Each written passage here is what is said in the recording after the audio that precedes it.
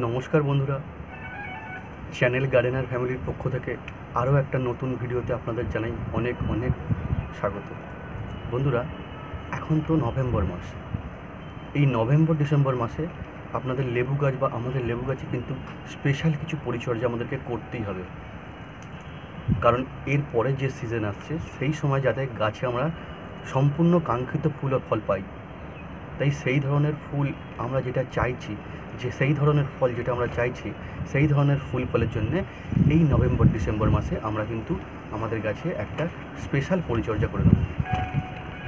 বন্ধুরা, এই সময় লেবু গাছের বর্ষা তো সবেই গেছে, তাই বর্ষা চলে যাওয়ার পর আমাদের লেবু গাছে একটু খাবার দাবার কিন্তু দিতে হবে, এবং গাছের যে কীটপতঙ্গ বা গাছের যে পোকামাকড় থাকে না, সেই সব পোকামাকড়গুলোকে আমাদের গাছ থেকে তাড়াতে হবে, কারণ নেক্সট সিজনে ফল নিতে গেলে গাছটাকে আমাকে স্বাস্থ্যবান করে তুলতে হবে।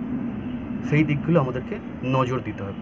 বন্ধুরা, এই সময় গাছে যাদের ফল আছে, মালটা মানে লেবু, আপনার মুসম্বি লেবু যেগুলোকে বলে, সেই ধরনের মালটা যাদের গাছে আছে তারা কিন্তু অবশ্যই গাছ থেকে ফলগুলো হারভেস্ট করে নেবেন, মানে তুলে নেবেন, কেটে ফেলবেন। সেই সব গাছগুলো থেকে যখন আপনারা ফলগুলো কেটে নেবেন, তারপরে কিন্তু প্রথম কাজ হচ্ছে গাছগুলোকে একটু কাটাই ছাঁটাই করে নেওয়া। প্রথমত এই গাছগুলোকে একটু প্রুন করে নেবেন, এবং যাদের গাছে দেখবেন কচি কচি পাতা বেরিয়ে গেছে অলরেডি, তারা কিন্তু কোনো রকমভাবেই আর প্রুন করতে যাবেন না। এই প্রুন করতে গেলে তখন কিন্তু সমস্যা হয়ে যাবে, পরবর্তী সময় কিন্তু আর গাছে ফুল ফল আসবে না। তাই যাদের গাছে কাটাই ছাঁটাই করবেন তারা অবশ্যই এই সময় করে ফেলবেন। এরপর কাটাই ছাঁটাই করে দেওয়ার পর আপনারা দেখবেন আপনাদের গাছে কচি কচি পাতা বের হবে।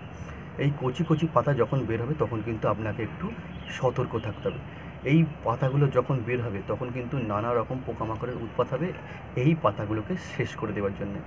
তাই তখন আপনারা একটু ফাঙ্গিসাইড বা আপনার হাতের কাছে যে কীটনাশক আছে, সে যে কোনো কীটনাশক হতে পারে বা নিম তেল হতে পারে, সেইগুলোকে আপনারা একটু স্প্রে করে দেবেন।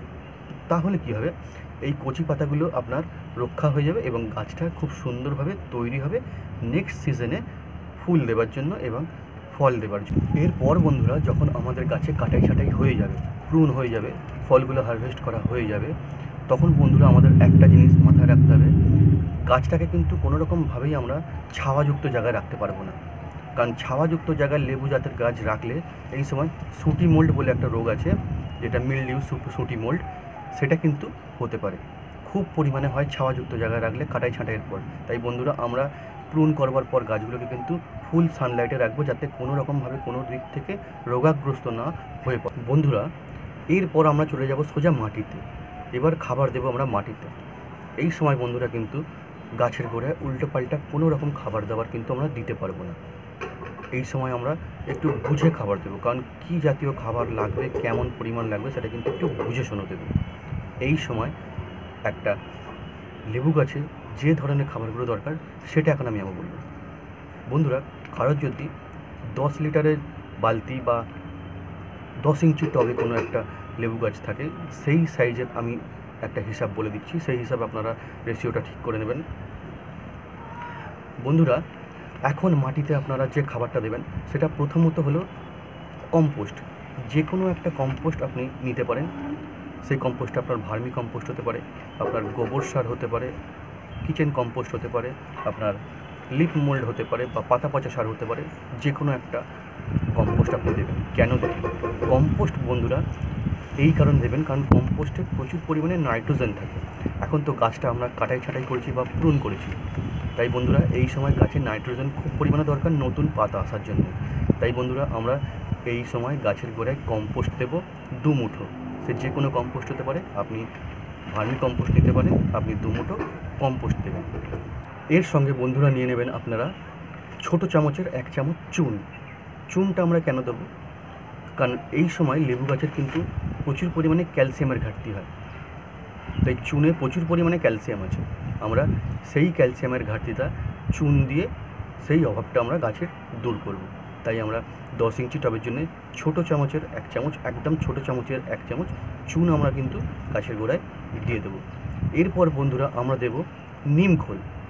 নিম খোল আমরা কেন দেব?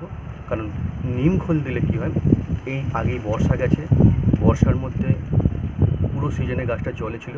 এবার যে মাটিতে কেঁচো বলুন এটা ওটা বলুন হতে পারে, তাই এই সব পোকামাকড়ের আক্রমণ থেকে মাটিকে রক্ষা করার জন্য আমাদেরকে নিম খোলটা কিন্তু অবশ্যই দিতে হবে। এটা আমরা দেব 2 চামচ।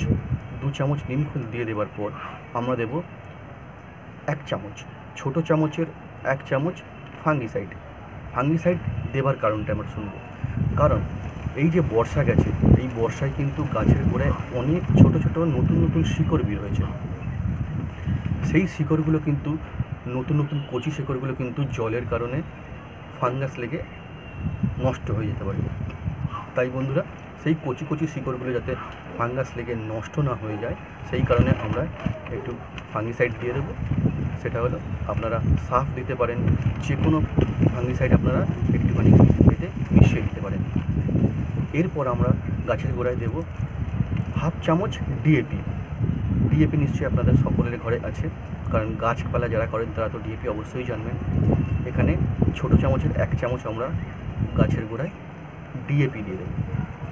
এই কটা খাবার আমরা কিন্তু অবশ্যই গাছের গোড়ায় দেব। এর সঙ্গে আমরা দেব হিউমিক অ্যাসিড। ছোটো চামচের 1 চামচ হিউমিক অ্যাসিড দেবো।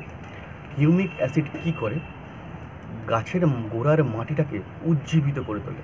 এই যে আমরা খাবারগুলো দিচ্ছি, সেই খাবারগুলো যাতে গাছ ভালোভাবে ইনটেক করতে পারে, ভালোভাবে নিতে পারে, সেই কারণে গাছের গোড়ার মাটিটাকে তো আমাদের ভালো করতে হবে, কারণ যার মাধ্যমে গাছ খাবারগুলো নেবে। তাই সেই মাটিটাকে ভালোভাবে উজ্জীবিত করার জন্য আমরা ছোটো চামচের 1 চামচ হিউমিক অ্যাসিড নিয়ে নেব। বন্ধুরা, আমরা এই খাবার দাবারগুলো তো গাছের গোড়ায় দিয়ে দিলাম, দিয়ে এবার আমরা জল দিয়ে দেবো। বন্ধুরা, সবচেয়ে ইম্পর্ট্যান্ট দিক হলো আমরা কিন্তু এইবার এই জল দেওয়ার পর থেকে জলটা কিন্তু খুব বুঝে শুনে দেব। কারণ বন্ধুরা, হাতে আমাদের আর 2 মাস সময় আছে। এটা নভেম্বর মাস, ডিসেম্বর জানুয়ারির পরেই কিন্তু সব গাছে ফল আসবে।